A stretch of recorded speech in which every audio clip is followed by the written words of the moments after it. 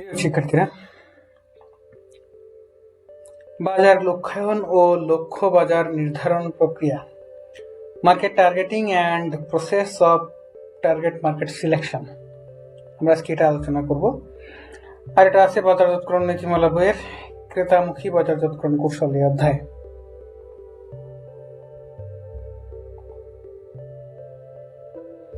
তো দেখো, বাজার লক্ষ্যায়ন, মার্কেট টার্গেটিং।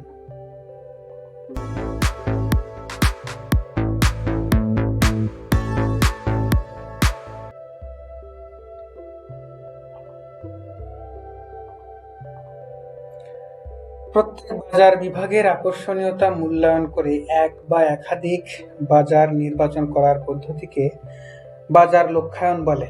বিপণনকারী সম্পূর্ণ বাজারকে সমজাতীয় বৈশিষ্ট্যের ভিত্তিতে বিভক্ত করে। এরপর বিপণনকারী তার সামর্থ্য অনুযায়ী নির্দিষ্ট বাজার বিভাগকে বেছে নেয় ও সেই বাজারের জন্য বিপণন কর্মসূচি গ্রহণ করে। আকর্ষণীয়তা ও মুনাফাযোগ্যতার ভিত্তিতে বাজার নির্দিষ্ট করার পদ্ধতিকে বাজার লক্ষ্যায়ন বলা হয়। তো দেখো, বাজারের সমজাতীয় যে বৈশিষ্ট্য আছে সেগুলোর ভিত্তিতে আমরা বাজারকে ভাগ করব। ভাগ করার পর যে বিভাগটা আমাদের কাছে অধিক আকর্ষণীয় হবে বা অধিক মুনাফাযোগ্য হবে, সেরকম একটা বাজারে আমরা বা সেরকম একটা সেগমেন্টে আমরা পণ্য বা সেবা তৈরি করে সরবরাহ করব ব্যবসা করার জন্য। এই কার্যক্রমটাকেই বলা হচ্ছে আসলে বাজার লক্ষ্যায়ন। যেমন জুতা প্রস্তুতকারী প্রতিষ্ঠান বাংলাদেশের বাজারকে বয়স ও লিঙ্গের ভিত্তিতে কয়েকটি ভাগে ভাগ করতে পারে, যথা শিশু, কিশোর, যুবক, বৃদ্ধ, পুরুষ বা মহিলা।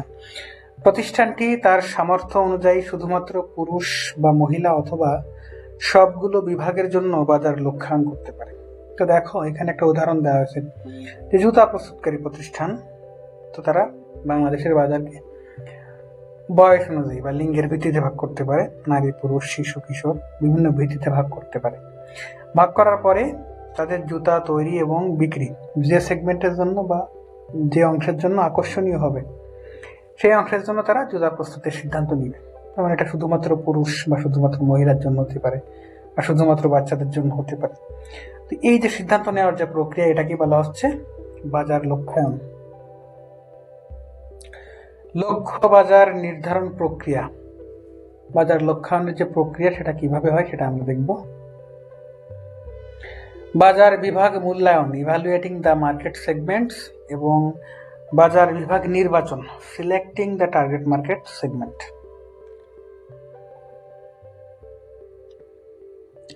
বাজার বিভাগ মূল্যায়ন, ইভালুয়েটিং দ্য মার্কেট সেগমেন্টস।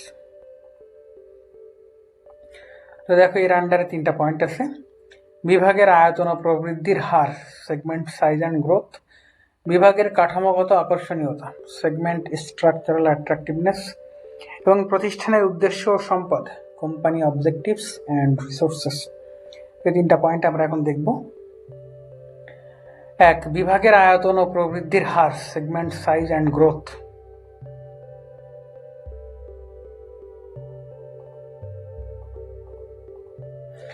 বাজার বিভাগগুলোর বিক্রয়, প্রবৃদ্ধি, মুনাফা ইত্যাদির হার সম্পর্কে তথ্য সংগ্রহ বিশ্লেষণ করতে হবে। ব্যবসার জন্য যে বিভাগ আকর্ষণীয় হবে সেটা বেছে নিতে হবে। তো বাজার বিভাগ মূল্যায়নের প্রথমটা হচ্ছে যে বিভাগগুলো আসলে বিক্রয় কেমন, প্রবৃদ্ধি কেমন, মুনাফার হার কেমন ইত্যাদি বিষয়ে তথ্য সংগ্রহ করে এবং বিশ্লেষণ করতে হবে এবং এগুলোর আকর্ষণীয়তা মূল্যায়ন করতে হবে, সেই অনুযায়ী সিদ্ধান্ত নিতে হবে। বিভাগের কাঠামোগত আকর্ষণীয়তা, সেগমেন্ট স্ট্রাকচারাল অ্যাট্রাকটিভনেস। কাঠামোগতভাবে বিভাগটা কতটা আকর্ষণীয় এটা দেখতে হবে।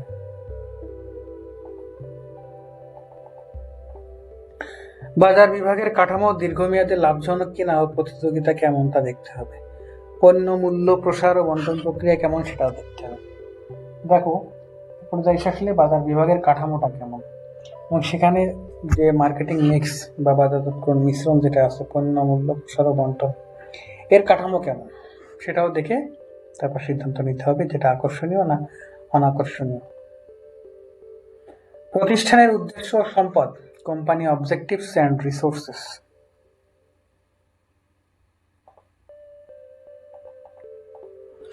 বাজার বিভাগের আয়তন ও কাঠামো ঠিক থাকলেও তা যদি ব্যবসায়ের উদ্দেশ্য ও সামর্থ্যের সঙ্গে সঙ্গতিপূর্ণ না হয় তবে সেখানে ব্যবসা করা যাবে না। তো দেখো, বিভাগের আয়তন এবং কাঠামো যদি ঠিক থাকে তাহলে অবশ্যই ব্যবসায়ের যে উদ্দেশ্য আছে এবং যে সামর্থ্য আছে এটার সঙ্গে কিন্তু ওই বিভাগটা সঙ্গতিপূর্ণ হতে হবে। যদি সঙ্গতিপূর্ণ না হয় তাহলে কিন্তু সেখানে দীর্ঘমেয়াদী ব্যবসা করা যাবে না।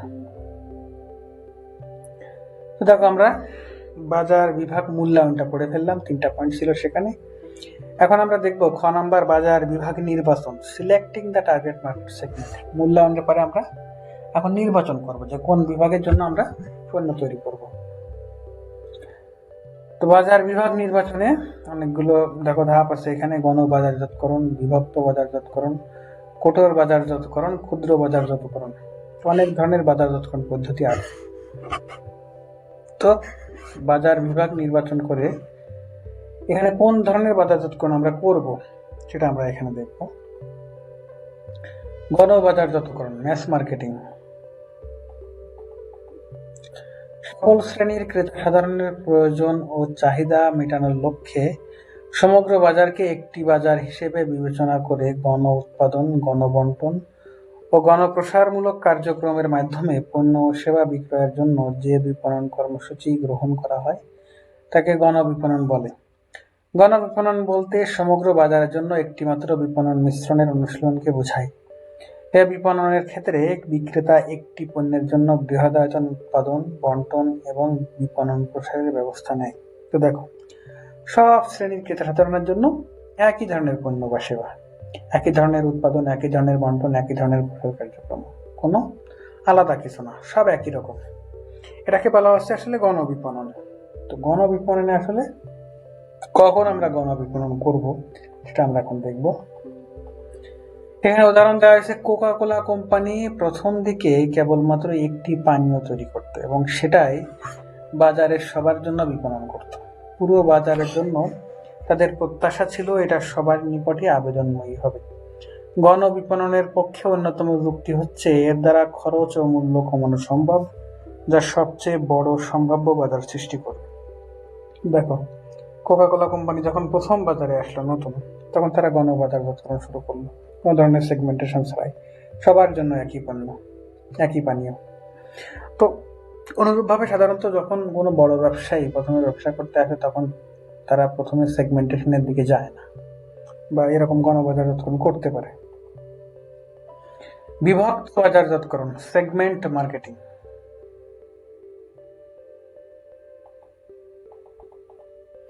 সম্পূর্ণ বাজারকে বিভিন্ন ক্ষুদ্র ক্ষুদ্র অংশে বিভক্ত করার মাধ্যমে একাধিক বাজারকে কেন্দ্র করে যে বাজারজাতকরণ কর্মসূচি পরিচালনা করা হয় তাকে বিভক্ত বাজারজাতকরণ বলা হয়। যেমন কোকা কোলা বর্তমানে বাজারে বিভিন্ন চাহিদা অনুযায়ী diet cola, zero cola, vanilla Coca Cola, lemon Coca Cola ইত্যাদি পণ্য বিপণন করছে। তো দেখো, বাজারের বিভিন্ন অংশকে ক্ষুদ্র ক্ষুদ্র অংশে ভাগ করে সবার জন্য আলাদা আলাদা কর্মসূচি যখন নেওয়া হয় তখন সেটা হচ্ছে বিভক্ত বাজারজাতকরণ। যেমন এখানে কোকা কোলার কথা বলা হয়েছে, প্রথম দিকে তারা একটা পণ্য নিয়ে ব্যবসা করলো, একটা পানীয় নিয়ে ব্যবসা করলো, পরবর্তীতে কিন্তু ক্রেতাদের চাহিদা অনুযায়ী আলাদা আলাদা পানীয় তৈরি করেছে। কঠোর বাজারজাতকরণ, নিশ মার্কেটিং, এটা কখন করা হয়?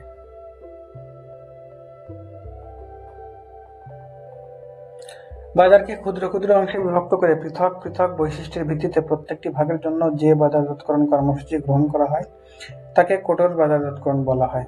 যেমন বাংলাদেশে বর্তমানে অর্গানিক খাদ্যদ্রব্যের প্রতি আগ্রহ বেড়েছে, অনেক প্রতিষ্ঠান এখন অর্গানিক সবজি ও ফলমূল উৎপন্ন করে বিপণন করছে। তো দেখো, বাজারকে ক্ষুদ্র ক্ষুদ্র অংশে ভাগ করে প্রত্যেক বিভাগের জন্য আলাদা কর্মসূচি গ্রহণকে বলা হচ্ছে কঠোর বাজারজাতকরণ। তো এখানে একটা উদাহরণ দেওয়া হয়েছে, দেখো, অর্গানিক প্রোডাক্ট। তো অর্গানিক প্রোডাক্টের কিন্তু আমাদের দেশে এখনো ওইভাবে প্রচলন হয়নি, বা ওইভাবে কিন্তু সব ক্রেতা এখনো অর্গানিক প্রোডাক্ট কিনে না খাদ্যদ্রব্যের ক্ষেত্রে।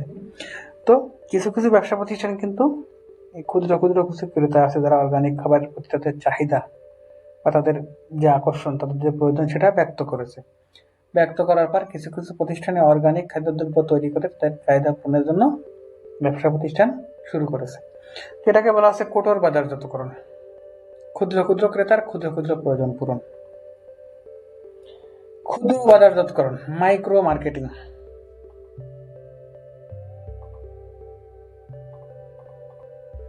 নির্দিষ্ট ব্যক্তি বা অবস্থান অনুযায়ী পণ্য বাজারজাতকরণের যে কর্মসূচি গ্রহণ করা হয় তাকে ক্ষুদ্র বাজারজাতকরণ বলা হয়। এ প্রসঙ্গে Philip Kotler and Gary Armstrong বলেন, সুনির্দিষ্ট ব্যক্তি এবং অবস্থান অনুযায়ী পণ্য উন্নয়ন এবং বাজারজাতকরণ কর্মসূচির অনুশীলনকে ক্ষুদ্র বাজারজাতকরণ বলা হয়। ক্ষুদ্র বাজারজাতকরণ আবার দুই ধরনের হতে পারে, যথা স্থানীয় বাজারজাতকরণ ও ব্যক্তিগত বাজারজাতকরণ। তো দেখো, ব্যক্তি এবং অবস্থান, ব্যক্তি এবং ব্যক্তির অবস্থান, এই দুটাকে টার্গেট করে যখন বাজারজাতকরণ কর্মসূচি গ্রহণ করা হবে তখন সেটা হচ্ছে ক্ষুদ্র বাজারজাতকরণ। লোকাল মার্কেটিং, ইন্ডিভিজুয়াল মার্কেটিং, আমরা দুইটা এখন দেখব। স্থানীয় বাজারজাতকরণ, লোকাল মার্কেটিং, স্থানীয় ক্রেতাদের প্রয়োজন মেটানোর মাধ্যমে মুনাফা অর্জন ও ব্যবসা সম্প্রসারণের চিন্তা নিয়ে এ ধরনের বাজারজাতকরণ করা হয়, যেমন চট্টগ্রাম এলাকায় শুটকির ব্যবসা। তো দেখো, স্থানীয় ক্রেতা যারা আছে শুধুমাত্র তাদের প্রয়োজন পূরণের জন্য আলাদা যে কর্মসূচি সেটাকে বলা হচ্ছে স্থানীয় বাজারজাতকরণ। তো বাংলাদেশের বিভিন্ন এলাকায় এটা দেখা যায়। আসলে স্থানীয় পণ্য স্থানীয়ভাবে তৈরি করে স্থানীয় ক্রেতাদের প্রয়োজন মেটানো। ব্যক্তিগত বাজারজাতকরণ, ইন্ডিভিজুয়াল মার্কেটিং, প্রত্যেক ব্যক্তিকে আলাদা বাজার হিসেবে ধরে নিয়ে ব্যক্তির প্রয়োজন পূরণের জন্য এই ধরনের বাজারজাতকরণ কর্মসূচি গ্রহণ করা হয়, যেমন গয়না ও টেলারিং এর দোকান। দেখো, প্রত্যেক ব্যক্তিকে আলাদা সেগমেন্ট ধরা হবে, প্রত্যেক ব্যক্তির জন্য আলাদা আলাদা বাজারজাতকরণ কর্মসূচি। দেখো, এখানে গয়না এবং টেলারিং এর উদাহরণ দেওয়া হয়েছে।